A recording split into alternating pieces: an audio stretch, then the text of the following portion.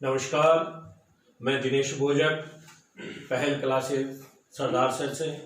हम पढ़ रहे थे मेवाड़ का इतिहास, और मेवाड़ के इतिहास में पढ़ा हम महाराणा कुंभा। और महाराणा कुंभा सारंगपुर के युद्ध में विजय प्राप्त कर ली है। और सारंगपुर के युद्ध में विजय प्राप्त होने करी कि विजय का उपलक्ष्य में महाराणा कुंभा चित्तौड़ के अंदर विजय स्तंभों, कीर्ति स्तंभों भी निर्माण करवा दिया। कालांतर में क्या हुए क्या वो महाराणा कुंभा जिसको मालवा के शासक मोहम्मद खिलजी ने हराया। किने हराया? मोहम्मद खिलजी को हराया था। मालवा के शासक मोहम्मद खिलजी को हराया था। ये मालवा का शासक मोहम्मद खिलजी और गुजरात का शासक था जिसका नाम था कुतुबुद्दीन शाह। क्या नाम था? कुतुबुद्दीन शाह। इस कुतुबुद्दीन शाह के पास गया और जागे आप बीती बताई इन्हें कि मन ने तो महाराणा कुंभा जी को मेवाड़ को शासक है वो हरा दियो। केवल हरायो ही कोनी, इनने 6 महीना तक बंदी भी रखियो।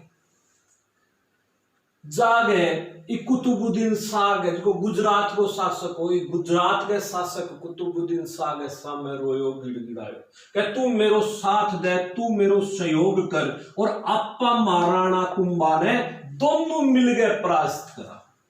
कुतुबुद्दीन शाह के भाई मेरे के पड़ी, मेरे के खट्टो मोड़ो है, मैं महाराणा कुंभा के साथ क्यों लड़ू? कि देख आपा दोनों मिल गए युद्ध करांगा और आपा मेवाड़ जीत लियागा तो आपने संपत्ति बढ़ जाएगी, आपनो क्षेत्र बढ़ जाएगा, दोनों बराबर बराबर हिस्सेदारी कर लियागा।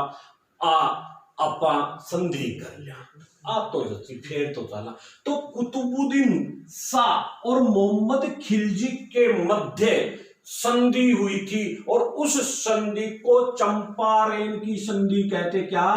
चंपारण की संधि। ये चंपारण की संधि क्यों की थी? मोहम्मद खिलजी और कुतुबुद्दीन शाह ने राणा कुंभा को परास्त करने के लिए, राणा कुंभा के विरुद्ध संयुक्त अभियान के लिए मोहम्मद खिलजी और कुतुबुद्दीन शाह, मोहम्मद खिलजी और कुतुबुद्दीन शाह ने कौन सी संधि की? चंपारण की संधि की थी।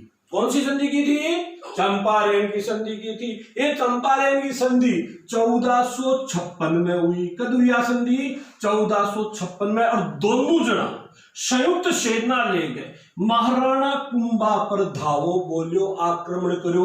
लेकिन महाराणा कुंभा दोनों की संयुक्त सेना ने भी परास्त कर दी। इतो तकड़ो ताकतवर शासक जब इतने गुजरात के शासक ने हरा दियो, मालवा के शासक ने हरा दियो, जिसका बड़ा ताकतवर शासक आ वह शासक ने हरा दिया। जो छोटा मोटा तो भी यही चुप हो गया। शांति एक खातरी कुंभा के काल ने मेवाड़ में सांस्कृतिक समृद्धि को काल कह। किसो काल कह? सांस्कृतिक समृद्धि का काल कहलाता है कुंभा का काल मेवाड़ के अंदर। केवल कुंभो ताकतवरी कौन हो, कुंभो विद्वान भी हो। कुंभा जो था ये संस्कृत का ज्ञाता था और संगीत का विद्वान था। किसका ज्ञाता था? संस्कृत का ज्ञाता और संगीत का विद्वान था। संगीत और संस्कृत के अंदर वो निपुण था, इसलिए इसने कई ग्रंथों की रचना की थी जिसमें संगीत राज, संगीत मीमांसा, सुधा प्रबंध, संगीत राज, संगीत मीमांसा, सुधा प्रबंध, चंडी शतक की व्याख्या की और रसिक प्रिया नामक टिक्को लिखो। रसिक प्रिया और जिको रसिक प्रिया नामक टिक्को जी को हो और टिक्को महाराणा कुंभा लिखो। और वो टिक्को जी को लिखो। जयदेव को गीत गोविंद जी को ग्रंथ है, जयदेव का जो गीत गोविंद ग्रंथ है, उस जयदेव के गीत गोविंद ग्रंथ पर रसिक प्रिया नामक टीका की रचना किसके द्वारा की गई थी? महाराणा कुंभा के द्वारा की गई थी। इनके शासनकाल में, महाराणा कुंभा के शासनकाल में अत्रि और महेश हुए थे। कौन हुए थे? अत्रि और महेश। ये अत्रि और महेश पिता पुत्र थे। इन्हें अभिकवि भी कहते हैं और अजि पुत्र महेश के नाम से भी इनको जाना जाता है। अत्रि और महेश ने कीर्ति स्तंभ प्रशस्ति की रचना की थी। किसकी रचना की थी? कीर्ति स्तंभ प्रशस्ति की रचना की थी। किसके द्वारा कीर्ति स्तंभ प्रशस्ति की रचना की गई थी? तो अत्रि और महेश, यानी प्रारंभ अत्रि ने किया था, लेकिन मृत्यु होने के कारण उसके पुत्र महेश ने कीर्ति स्तंभ प्रशस्ति को पूर्ण किया था। तो महाराणा कुंभा के काल में अत्रि और महेश ने कीर्ति स्तंभ प्रशस्ति की रचना की थी। और कानड़ व्यास हुआ था एक, कौन हुआ था? कानड़ व्यास। इस कानड़ व्यास ने एक लिंग महत्तम्य की रचना की थी। तो महाराणा कुंभा के शासनकाल में अत्रि और महेश ने कीर्ति स्तंभ प्रशस्ति की रचना की थी और कानड़ व्यास ने एक लिंग महत्तम्य की रचना महाराणा कुंभा के शासनकाल में की थी। एक कवि है जिसका नाम है श्यामल दास। कवि श्यामल दास। कवि श्यामल दास ने वीर विनोद नामक ग्रंथ लिखा है। वीर विनोद नामक ग्रंथ की रचना की है।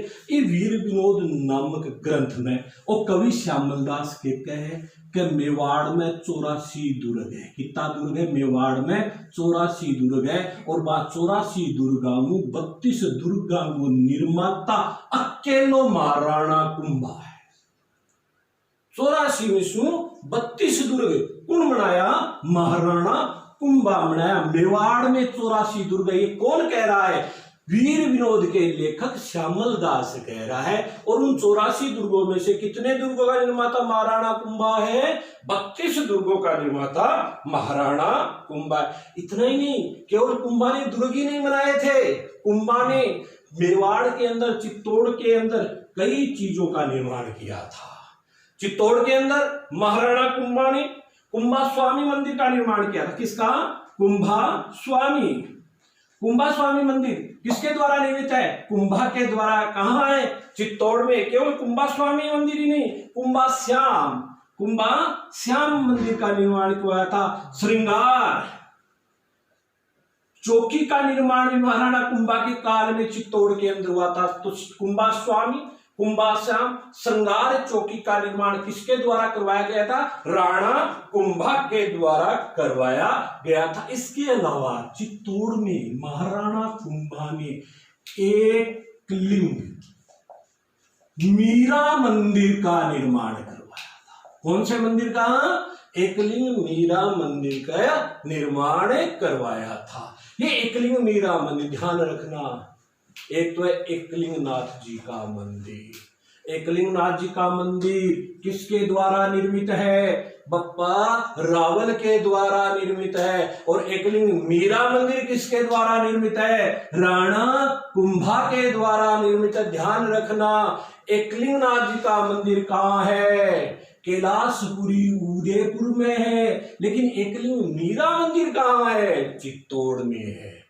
कंफ्यूज मत हो जाना। एकलिंग मीरा मंदिर अलग है और एकलिंग नाथ जी का मंदिर अलग है। एकलिंग नाथ जी का मंदिर कहाँ है? कैलाशपुरी में। और एकलिंग मीरा मंदिर कहाँ है?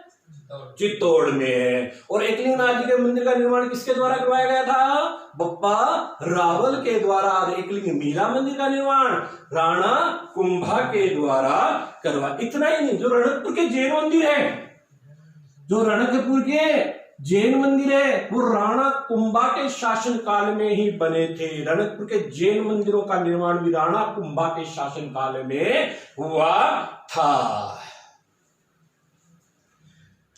ये महाराणा कुंभा जिसने 32 दुर्ग बनाए थे और इन 32 दुर्गों में सबसे प्रसिद्ध दुर्ग जो है उसको कहते हैं कुंभलगढ़ का किला। कुंभलगढ़ का किला, कुंभलगढ़ का किला ये अपनी भौगोलिक स्थिति और बनावट के कारण बड़ा प्रसिद्ध है।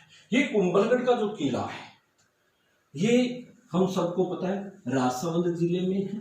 कहाँ है? राजसमंद जिले में, जो महाराणा कुंभा के द्वारा बनाया गया था। और ये जो कुंभलगढ़ का किला है, इस कुंभलगढ़ के किले का जो ऊपरी दुर्ग है कुंभलगढ़ दुर्ग का जो ऊपरी दुर्ग है उसे कटारगढ़ कहते हैं। कहते हैं कि इसकी आकृति जो है वो कटार जैसी है, और कटार जैसी आकृति होने के कारण इसे कटारगढ़ दुर्ग के नाम से जाना जाता है। इसे कटारगढ़, ये महाराणा कुंभा का निवास स्थान था। जो कटारगढ़ था, ये कटारगढ़ महाराणा कुंभा का निवास स्थान था।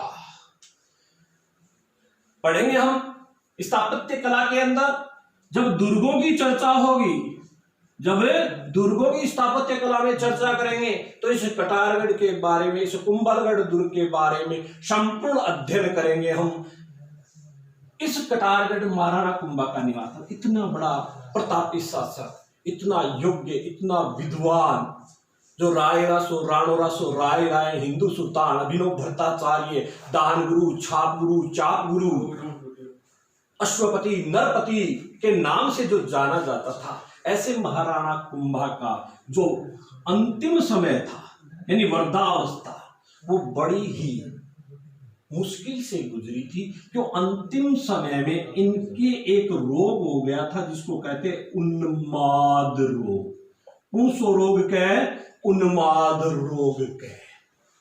देखो, आपा कई रोगों का नाम सुना, आजकल तो कोरोना हो रहा, क्यों नहीं हो रोगे आगे नहीं, तो चिकनगुनिया सुनिया, टाइफाइड, रेजोर, चेचक, फ्लेग, कई नाम सुनिया। उन्माद रोग किन कैठा है?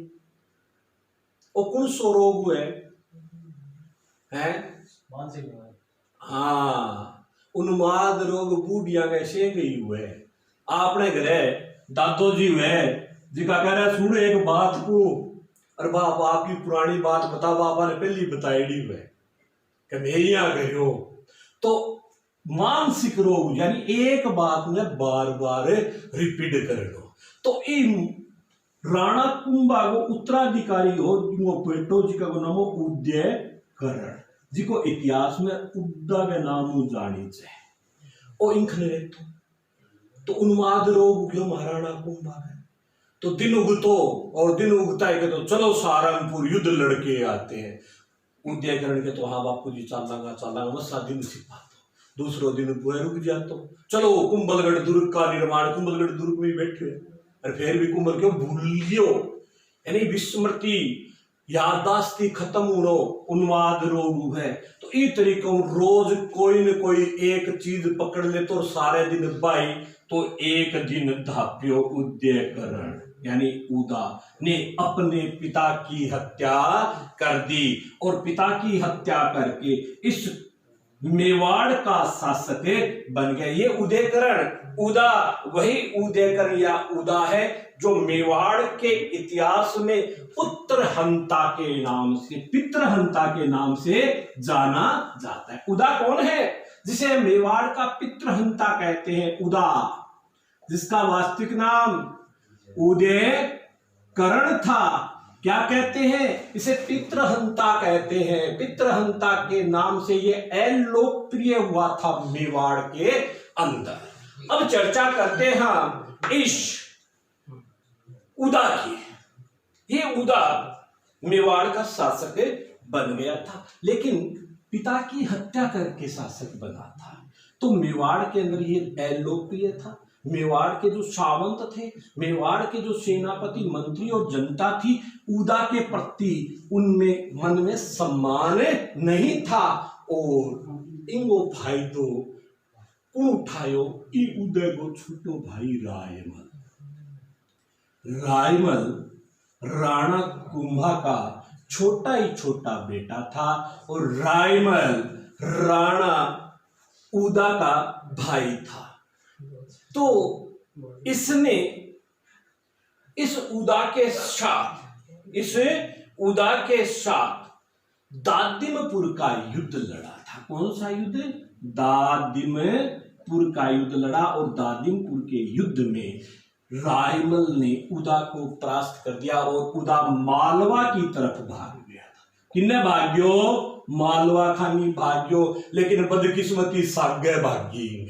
कै बठे इन पर आकाशीय बिजली गिरगी और आकाशीय बिजली गिरनो इनकी मृत्यु होगी और मेवाड़ को शासक कुण बन गयो रायमल बन गयो। मेवाड़ को शासक कुण बन गयो रायमल बन गयो। किंगी मृत्यु के बाद उदागी मृत्यु के बाद बन्यो कुण बन्यो रायमल बन्यो। ये